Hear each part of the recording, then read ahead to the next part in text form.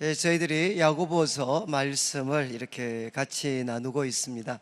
이제 2절부터 우리 18절까지 이제 말씀을 통해서는 이제 우리 성도님들이 세상을 살아갈 동안 이제 여러 가지 시험을 만나게 됩니다.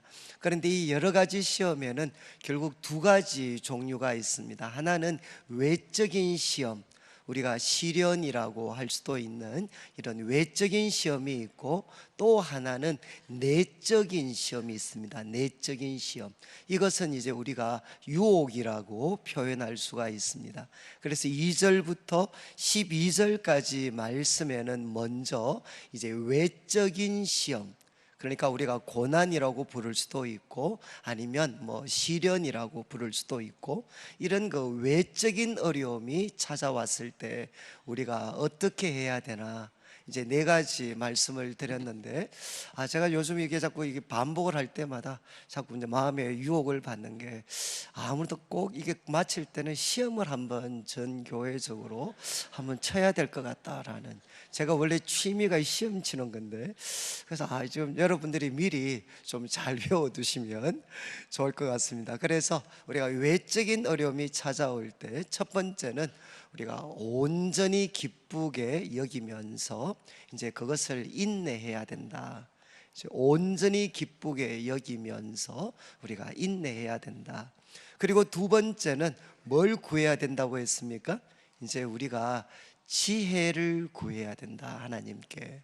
그리고 이제 세 번째는 자상입니다. 자상. 특별히 낮은 형제는 무엇을 자랑해야 됩니까? 자기의 높음을 자랑해야 됩니다. 예수님 때문에 우리가 하나님 안에서 얼마나 귀하고 또 무한한 가능성을 가진 그런 높은 존재가 되었는가, 이것을 우리가 자랑을 해야 됩니다. 그리고 이제 네 번째는 언제까지 참아야 되나, 이제 하나님께 인정받을 때까지, 하나님으로부터야 옳다 인정을 받을 때까지 우리가 참게 되면, 그러면 우리는 이제 생명의 관을, 면류관을 얻게 될 거다. 그리고 이제 13절부터 18절, 지난주 나누었던 말씀인데, 내적인 시험입니다. 내적인 시험, 이것은 이제 유혹이죠. 유혹. 우리들의 삶에 또 유혹이 반드시 찾아오게 되고, 이것은 이제 외적인 시험보다도 사실은 훨씬 더 파괴적일 수 있습니다. 그래서 이 내적인 시험이 올 때 네 가지를 말씀드렸습니다. 첫 번째, 이제 유혹의 근원. 유혹의 그 근원이 어디에 있는가? 그것은 하나님께 있지 않다는 겁니다. 하나님께 책임을 전가한다거나 자신을 정당화시키지 말고, 욕심의 뿌리는 어디에 있느냐? 우리 마음에 있는 욕심이다. 내 속에 있는 욕심, 이 욕심이 유혹에 끌려 들어가게 하는 미끼가 될 수 있다는 겁니다. 그래서 그 유혹의 뿌리는 욕심에 있다. 그리고 두 번째, 우리가 꼭 기억해야 되는 것이 욕심이 얼마나 파괴적인가, 욕심이 얼마나 파괴적인가 하는 것을 우리는 항상 명심하고 있어야 된다. 그래서 말씀드렸습니다. 욕심과 계속해서 관계를 맺으면, 그러면 무슨 자식을 낳습니까? 죄라는 자식을 낳습니다. 그리고 이 죄는 한번 범하고 나면 점점 자라게 됩니다. 그래서 바로 사망이라는 손자를 낳게 됩니다. 그래서 이 욕심은 그 계속해서 관계를 맺으면 우리를 죄에 빠뜨리고 사망에 빠뜨리는 정말 파괴적인 것이기 때문에, 이것을 명심하고 마음에 있는 욕심을 뿌리칠 수 있어야 된다. 그리고 이제 세 번째 교훈한 것은 속지 말아야 된다. 속지 마라. 그런데 무엇을 속지 말아야 되느냐?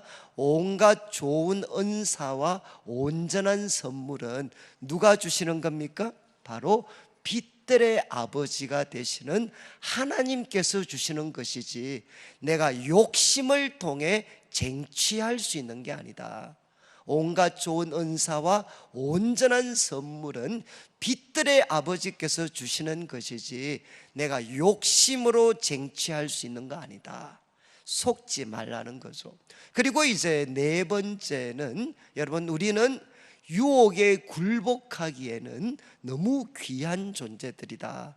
우리가 누군가 하면 하나님께서 진리의 말씀으로 우리를 낳으셨습니다. 그리고 또 우리는 누군가 하면 예수님을 통해 시작하신 구원의 새로운 시대, 그 새로운 시대에 우리는 첫 열매가 되는 사람들입니다. 바로 하나님으로부터 다가오고 있는 새 하늘과 새 땅을 이 세상 사람들에게 보여줘야 될 첫 열매가 되는 사람들이기 때문에 우리는 유혹에 굴복해서 안 된다는 것입니다.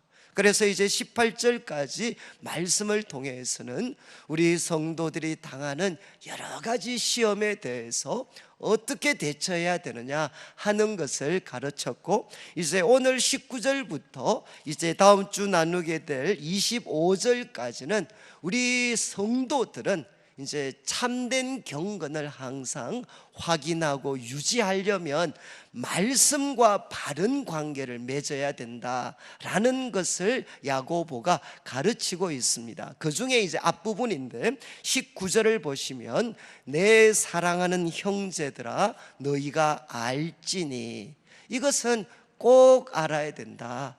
그리고 이것은 마음에 새겨둬야 된다. 우리가 마음에 새겨둬야 되는 내용이 뭔가 하면 듣기는 속히 하고, 그리고 말하는 것은 더디하며 성내기도 더디해라. 아마 저는 오늘 성도님들이 이 말씀만 우리 마음에 새겨놓고 아마 적용하시면 명절, 우리 설 명절을 정말 이렇게 좀 잘 보내실 수 있을 것 같습니다. 설 명절 때 많은 분들을 만나게 되는데 그분들과 우리가 이제 대화도 하고 같이 여러 가지 일들도 주고받겠죠. 그때 여러분, 우리는 어떻게 살아야 되나? 우리는 듣는 것은 속히 하고, 그러니까 이거는 속도입니다. 속도. 하지 말라는 게 아니고 이건 빨리 해야 된다. 무엇을? 듣는 것. 그런데 듣는 것의 내용은 뭔가 하면 바로 하나님의 말씀입니다. 하나님의 말씀을 듣는 것은 속히 빨리 해야 된다. 그렇지만 천천히 해야 되는 게 있다는 겁니다. 천천히 해야 되는 것은 두 가지다. 이제 말하는 것과 성내는 것은 하지 마라고 한 게 아니고 천천히 해라, 이렇게 교훈을 하고 있습니다. 그런데 아마 이 말씀은 이제 이 구약의 잠언의 가르침과 굉장히 맥을 같이 합니다. 우리 성도들의 삶에 있어서 정말 우리가 참된 경건을 유지하려면 정말 필요한 게 뭔가 하면 듣는 것을 속히 해야 된다. 이제 주보 3면 그리고 자막이 나오는데, 이제 주보 3면의 신명기 6장 4절 말씀, 정말 유명한 말씀이죠. 이렇게 되어 있습니다. 이스라엘아 들으라, 우리 하나님 여호와는 오직 유일한 여호와시다. 그러니까 모세가 이스라엘 백성들, 이제 가나안을 향해 나아갈 이스라엘 백성들한테 이야기합니다. 들으라 이스라엘아, 우리 하나님 여호와는 오직 유일한 여호와시다. 그래서 5절 말씀에 결론이 나오죠. 그러니까 너는 마음을 다하고 뜻을 다하고 힘을 다하여 내 하나님 여호와를 사랑해야 된다, 이렇게 도전을 합니다. 그리고 이제 잠언 1장 8절 말씀, 1장 8절 바로 위에는 1장 7절은 유명하죠. 여호와를 경외하는 것이 지식의 근본이다. 그러면서 지금 이제 솔로몬이 잠언을 시작하고 기록한 목적을 밝히고 주제를 요약합니다. 여호와를 경외하는 게 지식의 근본이다. 그런 다음 8절부터 이제 본격적인 가르침을 주고 있는데 1장 8절에 이렇게 이야기합니다. 내 아들아, 내 아비의 훈계를 들으라. 내 아비의 훈계, 앞으로 이제 솔로몬이 아비의 마음으로 전달해 줄 이 훈계를 너희들은 들어야 된다라고 도전합니다. 그리고 4장 1절에도 같은 말씀이죠. 아들들아 아비의 훈계를 들으라. 그리고 이제 8장 6절에는 이제 지혜에 대한 하나님이 주신 놀라운 말씀이 이 잠언 8장을 보면 지혜가 의인화되어서 지혜에 대한 가장 탁월한 가르침을 주고 있는데, 그 내용 중에 너희는 들을지어다. 지혜가 사람들에게 외칩니다. 너희는 들을지어다. 내가 가장 선한 것을 말하리라.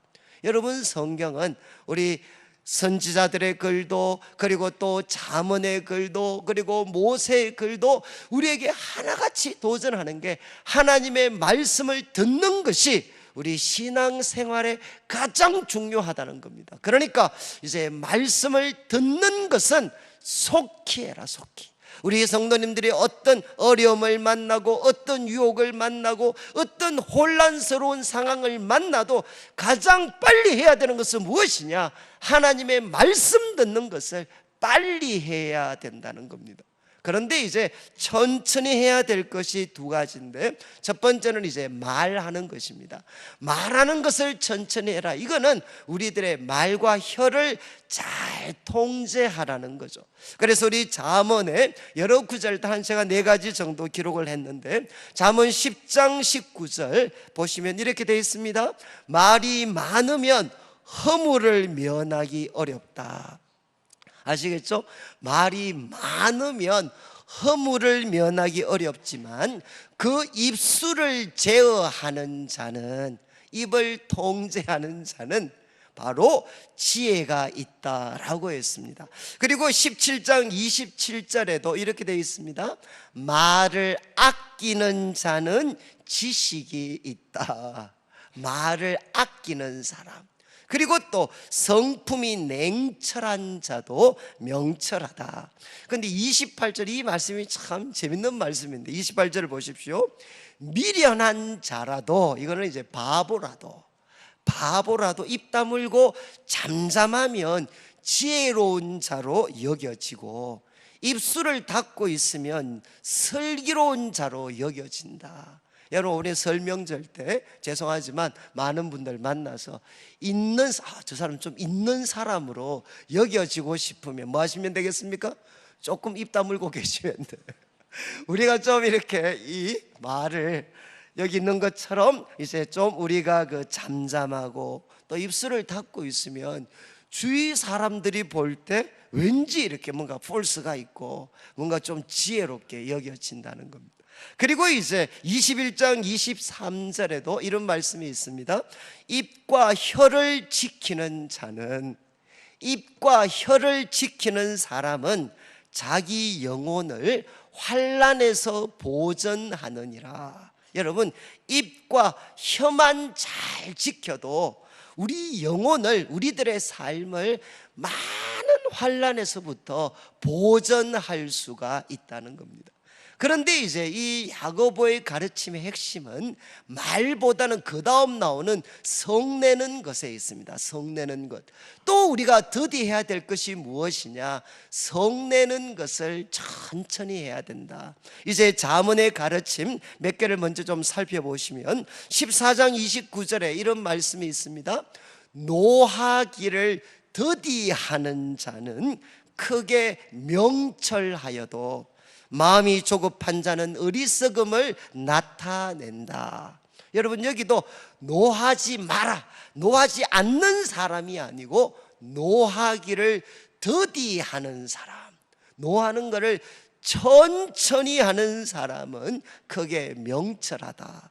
그리고 15장 18절에도 분을 쉽게 내는 자는, 이거는 뭐겠습니까? 빨리 분을 내면 다툼을 일으켜도 노하기를 더디하는 자는, 이제 노하는 것을 천천히 하는 사람들은 시비를 거치게 한다. 이 시비는 싸움입니다. 싸움을 거치게 한다. 그리고 16장 32절에 이런 말씀을 하나 좀 기억해 놓으시면 좋은데, 노하기를 더디하는 자는 무엇보다 낫습니까? 전쟁에서 공을 세우는 용사들보다 낫다. 그리고 자기 마음을 다스리는 자는 성을 빼앗는 사람보다 더 낫다. 정말 능력 있는 사람은 누구냐? 노하기를 더디하고 자기 마음을 다스릴 줄 아는 사람이 정말 능력 있는 사람이다. 이렇게 도전을 합니다. 19장 11절에도 이제 이렇게 되어 있죠. 노하기를 더디하는 것이 사람의 슬기다. 이렇게 이야기합니다. 여러분, 이 말씀 보면 이제 야고보 사도는 무엇을, 우리 성도들이 이 세상을 살아가면서 시련과 유혹이 많이 있습니다. 이런 세상 살아갈 때 우리가 어떻게 살아야 되나? 첫 번째는 우리가 듣는 것, 하나님 말씀 듣는 것은 속히 하고, 그리고 말하는 것과 성내는 것은 천천히 해라. 여러분, 이제 이 말씀을 막 그대로 적용한다면 성내는 걸 어떻게 하면 천천히 할 수 있겠습니까? 어떻게 하면 성내는 걸 천천히 할 수 있겠습니까? 여러분, 성낼 때는 어떻게 되죠? 만약에 우리 애들이 있다, 그럼 자기가 성나면 갑자기 야! 이렇게 하잖아요. 이거 이제 천천히 하시려면 어떻게 하면 좋겠습니까? 저는 이제 아무래도 운동, 이 스포츠를 좋아하다 보니까 스포츠 보면서 제가 이제 막 영감을 받은 게, 스포츠를 보면 중요한 순간에 꼭 끝나고 나면 슬로우 비디오가 나와요. 슬로우 비디오. 그것 보면 아, 지금 맞았구나.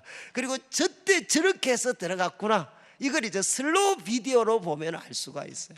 그러니까 제가 적용한 게, 성내는 걸 천천히 하려면 슬로우 비디오로 내가 한번 화를 내면 좋겠구나.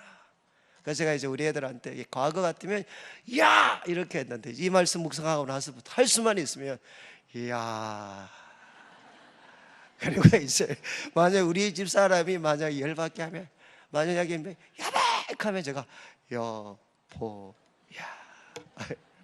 그리고 이제 만약에 또 이렇게 주차장이나 이런 데 충돌이 생겨가지고 집사님 이렇게 하면 어떻게 하면 되게 좋겠습니까? 집사님. 오늘 아마 또 차 뺄 때 또 싸우실 텐데, 그때 집사님 이러시지 말고 집사님. 저는 이제 이게 제 삶에는 엄청난 죄가 졌어요. 맞아요. 우리 애들도 한 번씩 저를 막 열받게 하고 막 포근히 막 나오게 하려고 하는데, 이제 말씀하고 나면 이놈아 그러지 마라. 여러분, 이제 야고보 사도가 이야기했습니다. 성내지 마라고 한 게 아니고요, 성내는 것을 슬로우, 천천히 성을 내라. 그런데 이제 이어지는 말씀 20절을 한번 보시죠. 20절에 이런 말씀이, 왜냐하면 사람의 성내는 것이 하나님의 의를 이루지 못함이라. 여러분, 이거 빨간 줄 별표 5개입니다. 사람의 성내는 것이 하나님의 의를 이루지 못합니다. 여러분, 왜 여러분들이 성을 내시죠? 집에 가면 왜 성을 내십니까? 여러분같이 착하고 선하신 분이 왜 집에 가셔서 성을 내시겠어요? 이게 집이 난장판인 것 같아. 군기가 빠진 것 같아. 그래서 아무래도 내가 성을 내가지고 우리 집에 하나님의 의를 세워야 될 것 같아. 그러니까 어떻게 되죠? 화가 나는 거죠, 화가. 저는 우리 성도님들이 왜 화를 내느냐, 이유는 하나님의 의를 세우기 위해서입니다. 특별히 여러분, 아마 이제 저는 청년들 섬기면서 제일 놀랐던 것 중에 하나가, 청년들이 우리 부모님들 은혜 받는 걸 좋아할까요? 별로 안 좋아할까요? 우리 부모님들이 은혜 받는 걸 우리 청년들이 기도합니다. 그런데 막상 은혜를 받으면 애들이 굉장히 힘들어요. 왜 힘들어하겠습니까? 은혜 받는 순간부터 부모님들의 잔소리가 많아지죠. 죽어있던 잔소리가 부활의 능력으로 회복이 돼가지고 애들에게 그냥 계속 잔소리를.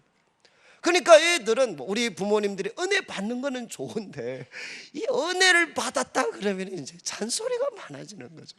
저도 이제 결혼하고 나서도 그렇고 집사람하고 제일 이게 트러블이 많았던 게 새벽기도죠. 새벽기도. 저는 목사니까 어쩔 수 없이 팔자기 때문에 가야 되는데, 근데 가서 이제 세게 좀 기도하고 오면 우리 집사람은 이 체질상 아침에 눈을 못 뜹니다. 그러면 우리 집사람과 애들 둘이 줄 쫙 세가지고 편안하게 너무 잘 자고 있어요. 그러면 갑자기 막 열이 막 받는 거죠. 아니 지금 자다가 깰 때가 됐고 기도해야 되고 막 이러면 어떻게 됩니까? 막 은혜 받고 왔다가 편안하게 막 자는 거 보면 갑자기 막 분이 막 빨리 우리 집에 가정에 하나님의 의를 세워야 된다. 이러고 어떻게 새벽기도 왔다가 갑자기 막 열받아가 막 잔소리 막 다 깨우고 말이죠. 창문 다 열어보고 그러면 사람들이 어떻게 하겠습니까?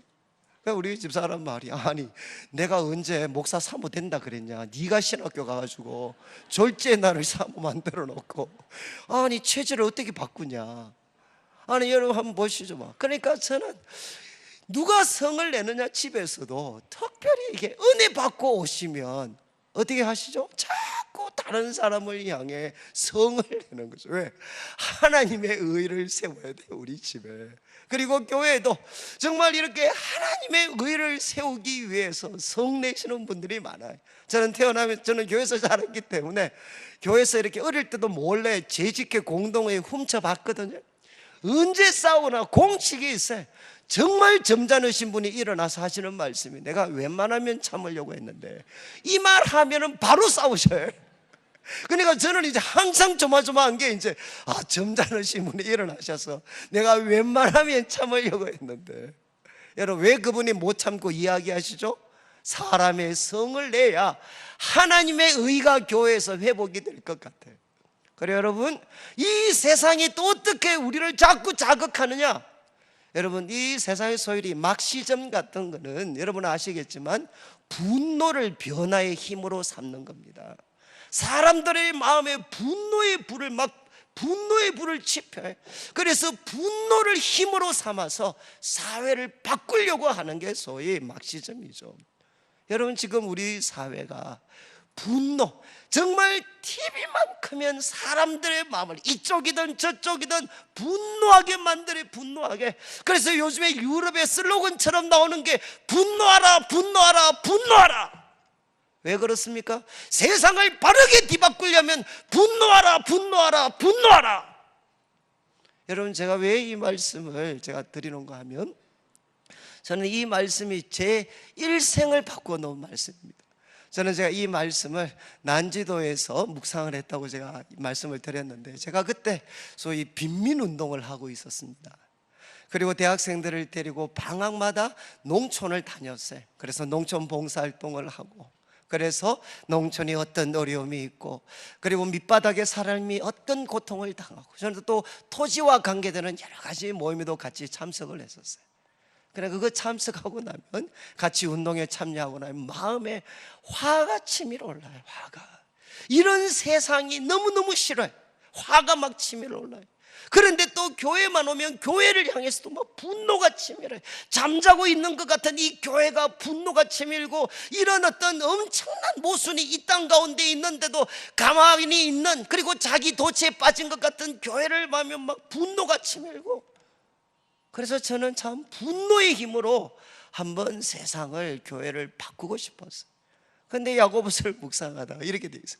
사람이 성내는 것이 하나님의 의를 이루지 못한다. 하나님의 의는 무엇이죠? 하나님의 뜻을 이루어 드리지를 못한다. 제가 정말 너무 충격이었어요. 그래서 제가 이제 기도하면서 제가 한번 화가 나서 기도하면서 이렇게 하나님께 말씀을 드렸어요. 하나님, 예수님도 엎었지 않습니까? 성전 가서 그 강도의 굴절이 된 그 성전을 엎어버렸지 않습니까? 제가 이렇게 기도하니까 하나님이 저한테 답변이 너무 명확하게, 야 너는 예수님이 아니다. 딱 한마디, 너는 예수가 아니야. 예수님은 의로운 분노를 낼 수 있겠지만 너는 예수님이 아니야. 여러분 잘 이어가시면 좋겠습니다. 왜 우리들의 삶에 이렇게 많은, 요즘에는 저는 참 언젠가부터 이제 제일 많이 등장하는 말 중에 하나가 분노 조절 장애입니다. 언젠가부터 우리 사회, 교회, 가정 어려움을 호소하는 많은 분들이 이야기하는 게 뭔가 하면 분노 조절 장애입니다. 분노 조절 장애. 우리 참고구절 하나만 더 볼까요? 마태복음 5장 22절인데 이 마태복음 5장 22절에 이런 말씀이 있습니다. 나는 너희에게 이르노니 형제에게 노하는 자마다 심판을 받게 되고 형제를 대하여 라가라 하는 자는 공에 잡혀가게 되고 미련한 놈이라 하는 자는 지옥불에 들어가게 되리라. 이게 무슨 말씀인가 하면 바로 앞에 21절에 옛 사람은 살인하지 말라 그러면 심판을 받을 것이다 이렇게 이야기했다. 그러나 나는 너희에게 이르는데 형제에게 노하는 자마다 뭐라고 했습니까? 심판을 받게 되고, 이거는 뭔가 하면 바로 앞구절을 보면 살인한 사람이 받는 벌이 심판을 받는 것입니다. 그러니까 형제에게 노하는 사람, 이 노라는 것은 뭔가 하면 이례적인 게 아닙니다. 계속해서 꾸준하게 분노를 표출하는 사람은 뭐 하는 사람이냐? 상대방을 죽이는 사람이라는 겁니다. 그래서 어떻게 되는가 하면 바로 옛 사람이 살인한 자가 받게 되는 그 심판을 형제에게 노하는 사람, 자매에게 노하는 사람들은 이 심판을 받게 된다. 여러분, 말을 뒤집으면 뭐죠? 형제를 향하여 자매를 향하여 끊임없이 분노를 표출하는 사람들은 뭐냐? 상대방을 죽이는 사람들이라는 거죠. 저는 이제 제가 이렇게 많은 분들로부터 하소연 듣는 게 뭔가 하면, 여러분 특별히 우리 남자분들 잘 기억하셔야 돼. 우리 남자분들은 정말 이렇게 막 때로는 포근을 할 때가 너무 많아요. 포근을 할 때가 막 포근해놔 놓고, 그리고 뭐라고 이야기하느냐? 나는 뒤끝이 없대. 포근 맞고 온갖 것 다 저주를 벗어놓고 이야기하는 게 나는 뒤끝이 없대. 그리고 또 이분은 주로 어떻게 하죠? 이때 또 술 한잔 진하게 때리고 그다음 아침에 나서 뭐라고 이야기하느냐? 아무 생각이 안 난대. 정말 이런 분들은 제가 지금 이렇게 성내는 걸 천천히 하라고 했기 때문에, 여러분 정말 이거는 사람 죽이는 행동입니다. 이해하시겠어요? 정말 이거는 특별히 우리 남자분, 특별히 화를 막 벌컥벌컥 내시는 분들은 그 행동 때문에 주위에 있는 사람이 얼마나 죽어가고 있는가 하는 것을 본인들이 모르셔요. 사람들은 죽어가고 있어요. 지금 부인이 죽어가고 있어요. 그리고 애들이 죽어가고 있어요. 그런데 자기는 하나도 기억이 안 난대. 이런 게 어디 있어요? 이런 게 지금 성경이 이야기를 하죠. 여러분, 지금 화내는 거는 천천히 해라. 천천히. 왜? 사람의 성내는 것은 하나님의 의를 이루지 못합니다. 분노를 사람들의 마음에 막 이렇게 불붙듯이 만들어서 뭔가 변화를 만들려고 하는 것은, 그것은 역사가 이미 보여줘요. 그거는 하나님의 방법이 아닙니다. 사람을 다 죽여버리는 방법이죠. 여러분, 그리고 우리가 사람을 향해 꾸준하게 계속해서 분노를 표출하고 퍼붓는 것, 이거는 무엇이냐? 사람을 죽이는 행동입니다. 사람을 죽이는, 이거는 지극히 악한 행동이죠. 지극히 악한 행동. 그래서 성경은 이야기합니다. 사람의 성내는 것은 하나님의 의를 이루지 못합니다. 그리고 저는 이어지는 이 21절 말씀이 저한테는 정말 결정타였어요. 결정타. 21절에 그러므로 모든 더러운 것과 넘치는 악을 내버려라. 그리고 너희 영혼을 능히 구원할 바 마음에 심어진 말씀을 온유함으로 받아라. 여러분, 결국 두 가지 도전을 주는 거죠. 사람의 성내는 것이 하나님의 의를 이루지 못하니까 너희들은 지금 모든 더러운 것과 넘치는 악을 내버려라. 그리고 또 너희 영혼을 능히 구원할 바 하나님이 마음에 심어 놓으신 말씀이 있는데 그 말씀을 겸손하게 받아들여라. 여러분, 그런데 제가 이 말씀을 묵상하다 결국 질문을 하나 던지게 됐어요. 하나님, 여기 모든 더러운 것과 넘치는 악을 내버려야 될 사람, 이 내버린다는 옷을 벗어버리는 거거든요. 지금 모든 더러운 것, 이거는 외적인 더러움이지만 NIV 같은 영어 번역은 도덕적인 더러움, 그리고 어떤 주석에는 이거는 영적인 더러움, 영적인 더러움. 예? 모든 더러운 것과 넘치는 악이, 넘친다는 말은 두 가지가 있어요. 하나는 풍부하다, 그리고 하나의 뜻은 무엇이냐, 광범위하게 퍼져 있어요.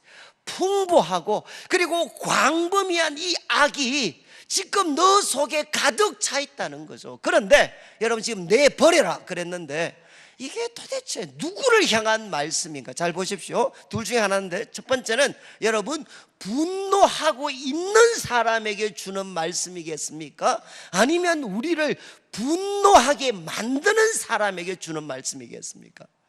모든 더러운 것 그리고 넘치는 악을 내버려라, 1차적인, 이 말씀을 기록할 때 1차적으로 염두에 두고 있는 사람은 누굴까요? 우리를 화나게 만드는 사람이겠습니까? 아니면 분노하고 있는 사람이겠습니까? 이거는 흐름을 통해서 보면 분노하고 있는 사람이죠. 그렇지 않아요? 분노하고 있는 사람한테, 야, 말하는 것, 성내는 것 천천히 해. 그리고 그러므로 모든 더러운 것, 넘치는 악 내버려야 돼. 누구한테 주는 말씀이냐? 분노하고 있는 사람이죠. 제가 왜 이 말씀이 저한테 충격이 됐느냐? 여러분, 저는 항상 분노하고 있을 때, 저는 저를 뭐라고 생각했는가 하면 하나님의 의로 충만한 상태라고 생각했습니다. 내가 하나님의 의로 충만해 있으니까 내가 지금 분노하고 있는 거죠. 그래서 저는 분노하고 있을 때 내 내면의 상태는 바로 하나님의 의로 가득 찬 상태라고 생각했어요. 그런데 이 말씀을 보면 반대죠. 내가 분노하고 있을 때는 하나님의 의로 충만한 때가 아니라 모든 더러운 것과 넘치는 악이 나를 지배하고 있을 때입니다. 그러니까 어떻게 해야 되죠? 이것을 벗어버려야 된다는 거죠. 이거를 버려야 된다. 여러분, 이 말씀은 우리 자막에 마태복음 7장 2절 3절 말씀이 나올 텐데, 여러분, 예수님께서 비판에 대해서 주시는 교훈과 흐름이 같습니다. 여러분, 비판과 분노는 언제나 같이 가게 되어 있어요. 그런데 비판에 대해서 예수님 비판하지 마라 라고 말씀하시면서 이유가 무엇이죠? 왜 내 눈에 있는 들보는 보지 못하고 깨닫지 못하고 남의 눈에 있는 티는 너는 볼 줄 아느냐? 그러면서 예수님이 말씀하신 게 뭡니까? 먼저 해야 될 게 뭐냐? 너의 눈에 들보를 빼는 것을 먼저 하고 그 다음에 네가 밝히 본 다음에 다른 사람의 티를 빼주어라. 이렇게 예수님이 말씀하셨죠. 예수님도 분명히 이야기하셨습니다. 비판하고 있을 때 그 사람은 어떤 상태냐? 하나님의 의와 참된 지식이 충만할 때가 아니라 그 눈에 들보가 막고 있을 때다. 예수님이 말씀하셨어요. 지금 야고보의 가르침도 사실 같은 거죠. 모든 더러운 것과 넘치는 악은 우매한 민중들에게 있는 게 아니라, 우매한 성도들에게 있는 게 아니라, 그들을 비판하고 그들을 향해 분노하고 있는 우리들한테 바로 모든 더러운 것과 넘치는 악이 바로 우리 속에 있다는 것입니다. 그러니까 어떻게 해야 됩니까? 바로 우리가 분노하고 싶을 때는 이것을 표출할 때가 아니고 하나님 앞에 무릎을 꿇고, 여러분, 바로 뒤에 나오는 것처럼 하나님께서 우리들에게 구원의 길을 열어주시기 위해서 우리 마음에 심어 놓으신 말씀이 있습니다. 우리 마음에 심어 놓으신 그 말씀을 겸손히 받아들여야 된다는 거죠. 하나님 말씀을 받아들여야 된다. 그래서 우리가 분노에 지배될 때는 그것을 표출할 때가 아니고 하나님 앞에 나아가서, 여러분, 하나님이 마음에 심어진 그 말씀을 겸손히 받아들여야 될 때이죠. 저는 제가 이제 막 집사랑 정말 한 번씩 바박 하고 나면 막 이제 저도 막 열받아서 막 완전히 막 이렇게 막 공격적이 돼. 그러면 이제 요즘은 제가 좀 점잖아졌습니다. 근데 이제 옛날에 막 파바바박 할 때, 그럼 집사람 빨리 저 방에 갔다 와라. 빨리 방에 들어가라. 방에. 들어가서 기도 좀 하고 와라, 기도. 그러면서 하는 말이 이제 빨리 기도하고 와라. 그 다음 말이 아주 재밌어요. 기도해야 짐승의 얼굴이 사람의 얼굴로 바뀌지. 그래서 저는 정말 이 명언이죠. 분노에 사로잡힐 때 내 얼굴은 뭐냐? 짐승의 얼굴입니다. 짐승의. 그거 표출하면 다 죽어요. 다. 어떻게 해야 됩니까? 그거 가지고 하나님 앞에 나가셔야 돼. 하나님 앞에 부들부들 떨리더라도 그 자리를 피해서 하나님 앞으로 여러분들이 달려가서, 여러분, 우리의 분노로 표출할 수 있는 것보다 우리 마음에 심어 놓으신 하나님의 말씀, 하나님의 방법이 있습니다. 그것을 겸손히 우리가 받아들이게 될 때, 그때 어떻게 되느냐? 바로 분노할 수밖에 없는 상황은 하나님이 구원을 베푸시는 놀라운 기회로 그 순간이 바뀔 수 있게 되는 거죠. 그래서 지금 야고보 사도는 우리에게 이야기를 합니다. 여러분, 이제 우리가 이 땅을 사는 동안, 앞에 우리 2절부터 18절까지 내용을 다시 한번 생각해 보시면, 여러분, 시련이 있습니다. 유혹이 있습니다. 그러면 그 주위에 정말 초대교회도 얼마나 넘어지는 사람들이 많았겠습니까? 승리하는 사람들보다는 넘어지는 사람들 참 많았겠죠. 그러면서 그런 사람들을 볼 때 막 화가 치밀지 않겠습니까?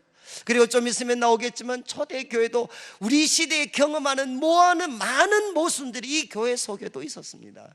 그것 보면 분노하지 않겠습니까? 그런데 여러분, 야고보 사도가 이야기합니다. 시련과 유혹을 넘어서 참된 경건을 향해 나아가려면 무엇을 해야 되나?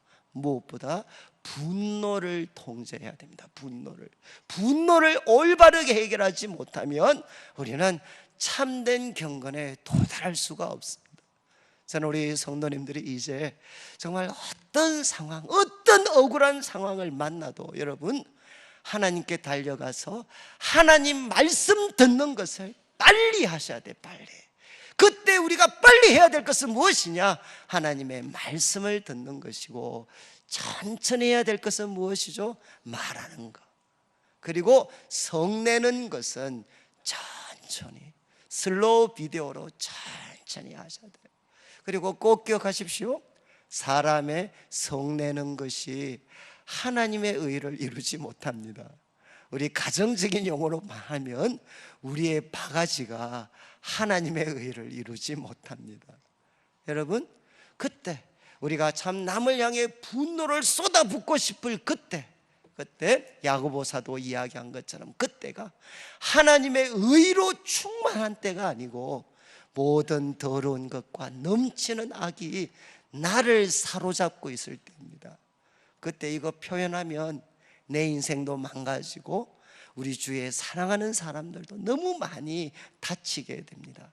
그때 우리가 이거를 좀 벗어버리고 하나님 앞에 달려가서 하나님이 우리 마음에 새겨놓으신 하나님의 말씀, 하나님의 방법이 있습니다. 그것을 겸손히 귀 기울이고 하나님께 구하고 찾고 두드려서, 하나님, 이 상황에서 내가 어떻게 하는 것이 하나님이 내 마음에 심어 놓으신 하나님의 말씀, 하나님의 방법입니까? 이것 좀 알려주십시오. 그래서 하나님이 마음에 심어 놓으신 이 구원의 말씀, 이것 우리가 받아들여서 이 한평생을 살아갈 때 우리 가정에서도 교회에서도 이 세상 속에서도 분노하라,